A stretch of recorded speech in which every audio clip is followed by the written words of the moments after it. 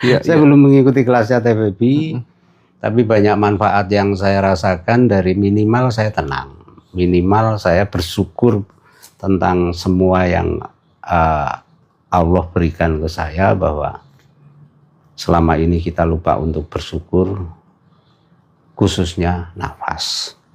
Dan manfaat yang lain-lain yang terutama dari hidup ini tenang sebagai seniman itu.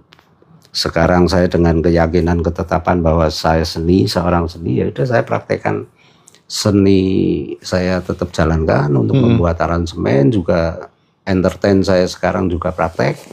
Ya alhamdulillah dari praktek itu rezeki memang tambah mengalir, Mas Hendra. Aku merasa gitu, salah satu solusi jika teman-teman itu ingin benar-benar naik level dalam konteks rezeki finansial, itu kayaknya kemampuan, kesadaran, kesanggupan untuk kita melepas apa yang kita punya.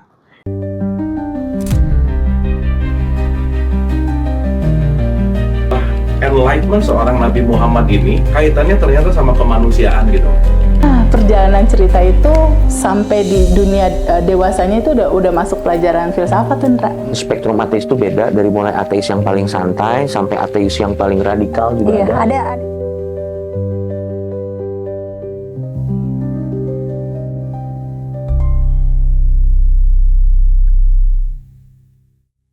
Om Erwin, terima kasih banyak sudah menyempatkan waktunya.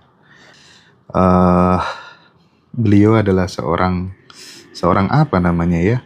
Dia banyak mencipta lagu sih, dan banyak lagu-lagunya yang populer ya, bikin musiknya dan seterusnya. Nanti mungkin barangkali Om Erwin bisa ceritain dulu lah ya, kira-kira profesinya apa, karya-karya apa yang sudah dibuat, dan gongnya nanti kita akan bicara tentang bahayanya lagu. Karena tidak sedikit penyanyi-penyanyi itu yang menjadi korban dari lagu-lagunya, dan itu fakta. Pasti Om Erwin sendiri juga banyak ya mengumpulkan real case dari beberapa penyanyi yang menjadi korban dari lagunya sendiri gitu. Monggo Om, perkenalan dulu Om. Matur nuwun Mas Hendra atas kesempatan ini. Oke, kenalkan, nama saya Erwin Bralingga. Profesi saya arranger. Arranger itu penata musik. Jadi ketika ada contoh seorang pencipta lagu membuat sebuah lagu, saya mengolah musiknya. Jadi dalam hal ini contohnya Mas Kempot, Mas Didi Kempot itu pernah nyodorin lagu untuk saya. Masih bentuk kosongan, hanya iringan gitar, minta tolong saya untuk membuatkan aransemen musiknya, itu saya buat. Apa tuh? Lagu apa? Mas Kempot itu yang saya buat itu lagu Ojo Sujono, Yuni, Layang Kangen tapi versi yang pop, terus Minggat versi Minggat koplo. Itu jenengan yang bikin? Yang versi koplo, Kempot, yang Mas Kempot. Kalau itu kan lagunya Sony Jos, Jawa Timur. Hanya saya buat versi, kalau sekarang cover lah, tapi yang menyanyikan Mas Didi Kempot almarhum. Terus apa lagi? Untuk awal saya di bidang seni itu EWS ya? Yang host musik itu. Kalau yang Megatersno enggak ya? Kalau Megatersno kebetulan enggak. Kebetulan enggak. Bojoloro itu termasuk saya. Cucak Rowo yang awal pertama. Gitu? Ya. Bojoloro juga ya? Bojoloro juga. Kalau Megatersno kebetulan saya tidak, karena itu Pak, itu punya teman juga Pak Joko Edan, Pak Dalang yang suaminya Mbak Nurhana. Itu juga seorang penyanyi, itu kebetulan dia mengarang sendiri, punya arrangernya sendiri. Bojoloro itu yang mempopulerkan Didi Kempot kan ya? Sebetulnya yang awal itu Cici Sahita. Cici Sahita itu Mas Kempot cover. Kalau zaman sekarang ya cover. Tapi bojonya diproduksi. Tapi istrinya Didi Kempot berapa? Yang pada akhirnya 2 ya. Yang saya tahu 2. Lanjut. Ya, jadi tentang perjalanan musik saya juga mengaransemen, juga mencipta lagu yang itu saya lalui dengan tekad mau. Ternyata apa yang selama ini saya nonton, bahwa Ketika kemauan itu ada, kemauan yang besar ada, menerima semua yang ketetapan yang datang dari Allah dijalankan dengan sepenuh hati, ternyata itu juga sudah saya praktekkan dalam hidup. Ketika saya nonton konten-konten, oh iya ya, aku ya wis ngalami tentang hidup ini sendiri, bahwa ketika saya awal jadi pemain drum, nggak punya drum, tapi karena saya nggak mau ke-trigger oleh bapak, nggak mau beliin drum, ini minta tolong temen ngajari tapi malah dinyek ngono. Tapi itu membuat dorongan saya untuk motivasi, aku kudu iso main drum. Dengan mbuh piye carane aku iso main drum. Seperti itu Mas Hendra. Iya. Di perjalanan di seni, hidup untuk melakukan aktivitas, meraih cita-cita di level saya sudah pernah meraih itu semua. Hanya ketika dalam perjalanan itu menemukan sesuatu yang bertentangan, itu mulai agak oleng. Mulai agak oleng. Yang dulu pernah ketemu bahwa musik itu haram, musik itu inilah, saya mulai oleng perjalanan saya. Sementara seni itu udah dari lahir saya jalankan, tapi ketemu Cukup mengganggu ya Om ya? sangat mengganggu buat saya, bahkan saya sampai depresi. Hal itu pun ketika proses itu terjadi di tahun 2005 yang teknologi ini mulai muncul, dunia recording mulai surut, akhirnya dunia teknologi recording itu ke dunia recording berganti di era teknologi kan habis. Habis semua produser sampai betul. sekelas produser nasional itu aja tutup. Itu depresi. Sedang depresi seperti itu ditambah ketemu yang menjustis bahwa musik itu haram, musik itu bla bla bla gitu. Ya saya sempat mengikuti arus itu. Oke, saya tinggalkan dunia seni. Oh gitu ya. Sempat vakum Mas Hendra, sempat vakum sampai 10 tahun lebih lah saya nggak menekuni musik, karena memang masuk di dunia yang buat saya itu ya sesuatu yang mengagetkan dalam hidup diri saya. Tahun berapa itu Om? Tahun 2000, awal 2005 saya mengeluarkan dari, dulu saya di Pusaka Rekod Semarang. Itu saya keluar juga karena memang sudah tidak mulai produksi. Saya keluar, tapi begitu keluar saya mencari hidup saya, ketemu pemahaman-pemahaman yang mengagetkan diri saya. Nah, itu yang mengeliminir pemahaman itu sampai kemudian akhirnya jenengan teguh kembali gitu apa? Saya berusaha untuk menjalankan hidup itu, menerima yang saya jalankan pada waktu itu mungkin ya namanya itu. Jadi, proses itu saya ikuti aja. Hanya dalam proses itu ngaji kok koyong ngene tok, sampai pada akhirnya saya diingatkan, mungkin ini versi saya diingatkan oleh keadaan atau oleh Sang Maha Kuasa lewat guru yang saya tuh bertahun-tahun mengabdi kepada beliau. Itu hanya kata TVB ya, kata TVB itu kan hanya digunakan sebagai tukang pos. Iya. Yang pada akhirnya saya keluar dari ngaji itu yang nggak mungkin, ini off the record, saya nggak bisa cerita di sini, yang itu hubungannya juga saya dengan istri saya. Banyak sekali kasus yang seperti itulah di luar sana. Nah, yang pada akhirnya saya stop untuk ngaji di dalam pesantren waktu itu namanya, apapun tetap pondok pesantren itu. Saya keluar, saya terus mencari wawasan di luar yang ngaji di suatu tempat. Iya, tahu. Ketemulah saya dengan channelnya Mas Hendra. Semua dari Mas Tunjung, Mas Sori, dan Kang Abu Marlo, Pak Saiful Karim, Pak Wayan Mustika, saya sering mimpi Pak Wayan. Oh gitu? Iya, suka mimpi Pak Wayan Mustika. Kebetulan tetangga saya juga dokter juga, itu adik kelasnya dokter Wayan. Oh gitu. Juga pernah, dokter Putri namanya. Iya, iya. Orang Bali juga, suaminya Prof. Nyoman juga orang Bali juga. Itu bilang juga emang Pak Wayan seperti itu dari kecil. Oh, Orangnya baik gitu. iya, iya. Iya. Orangnya baik. Kalau dari ini untuk memastikan aja ya. Kalau dari Teh Feby sama Mas Riko Hutama, apa yang diambil Om Erwin dan diterapkan dalam kehidupan sehari-hari serta bisa mendapatkan manfaat, terjadi transformasi dalam kehidupan Om Erwin? Ya. Kalau dari Teh Feby itu sadar nafas syukur yang saya praktekkan ketika bangun tidur, mau tidur. Itu sebelumnya saya seumur hidup memang tidak pernah bersyukur. Selama ini kita bersyukuran hanya tentang kesehatan, Betul. rezeki. Kita lupa bahwa kita diberi nafas. Ketika nyambung juga penjelasan dari TV bahwa tiupkan ruhku. Saya sering baca ayat itu, tapi kan nggak mudeng yang dimaksud. Nah, dengan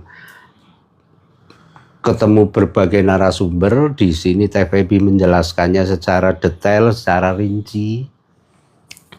Saya cepat nangkep dan itu saya praktekkan. Oh iya, selama ini saya nggak pernah bersyukur tentang nafas. Sementara nafas ini memang intinya orang hidup, bisa dikatakan orang hidup. Ya memang karena ada nafas. Kalau nggak ada nafas, ya bangkai yang nggak bisa apa-apa. Itu saya betul-betul saya jalankan. Nun sewu TVB, saya mempraktekkan ilmunya ini tanpa belum mengikuti kelas.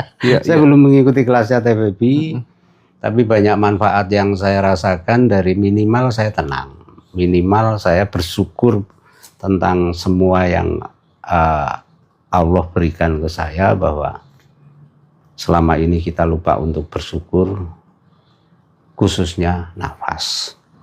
Dan manfaat yang lain-lain yang terutama dari hidup ini tenang. Sebagai seniman itu, sekarang saya dengan keyakinan ketetapan bahwa saya seorang seni, ya udah saya praktekkan seni, saya tetap jalankan untuk membuat aransemen, juga entertain saya sekarang juga praktek. Ya alhamdulillah dari praktek itu rezeki memang tambah mengalir, Mas Hendra. Tambah mengalir, bahkan ada hal-hal yang tidak terduga itu yang saya nggak quantum jam.